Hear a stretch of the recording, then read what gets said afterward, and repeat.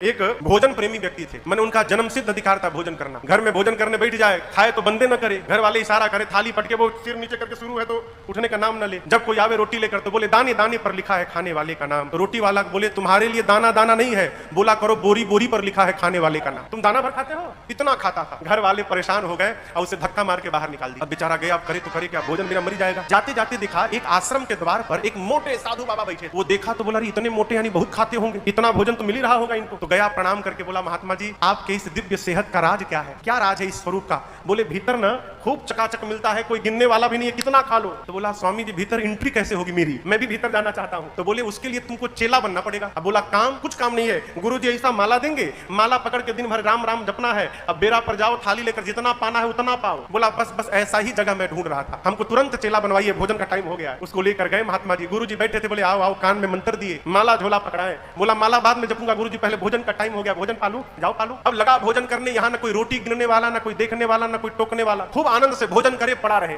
लेकिन खुशी अधिक दिनों तक नहीं गई माई बाप। एक दिन सवेरे जलपान के समय गया तो जाकर देखा कि भंडारे में कुछ बना ही नहीं है। तो पूछा भाई आज टाइम हो गया जलपान का। बोला आज एकादशी है, कुछ बनेगा नहीं आज। क्या बोल रहे हैं? सत्य में कल मिलेगा। गया गुरु जी के पास, कहा गुरु जी कह रहे हैं एकादशी है। हाँ बेटा आज एकादशी है, भोजन गुरु जी कल द्वादशी को। बोला गुरु जी एकादशी रह जाऊंगा तो द्वादशी देखने लायक बचूंगा नहीं, मैं भोजन के लिए साधु बना हूं गुरु जी, भोजन नहीं मिलेगा मैं मर जाऊंगा गुरु जी, मुझे भोजन करना है। गुरु जी बोले देखो ये तो मानेगा नहीं, मना कर दूंगा तो चोरी छिपे खा लेगा। बोले अच्छा एक काम करो, यहाँ तो बनेगा नहीं, तुम राशन ले लो और राशन लेके जाओ, नदी के किनारे बना के खा लेना तुम, लेकिन ठाकुर जी को पहले भोग लगा देना फिर खाना। एक दूसरे चेले को गुरु जी बोले देखो बहुत ज्यादा खाता है ये, तो 2 आदमी का भोजन देना, इस राशन दे देना, अपना बनाएगा। गया नदी के किनारे भोजन बनाया। अब बनाने के बाद गुरु जी की बात याद आई कि भगवान को भोग लगाना। सामने रखा, कहा राम जी भोग लगा लीजिए फिर मैं पाऊंगा। घंटों रटता रहा, भगवान आई नहीं, बार बार कहता है। अब वो घंटों कहता रहा राम आइए प्रभु राम आइए, भोजन का भोग लगाइए, भगवान आई नहीं। अंत में आ गया, उसे क्रोध, बोला आखिरी बार बोलता हूँ आना है कि नहीं आना है? अब मैं बोलूंगा नहीं, और आप इस चक्कर में है कि आश्रम में पालूंगा, वहां के डर के मारे मैं इधर आया हूँ। वहां के भरोसे बैठोगे तो ठन ठन गोपाल हो जाओगे, वहां बना ही नहीं है आज, इसलिए पाना है तो सीधे आके भोग लगाओ, नहीं तो मैं शुरू कर दूंगा। अब जब ऐसे बोला भगत तो आपको बताऊं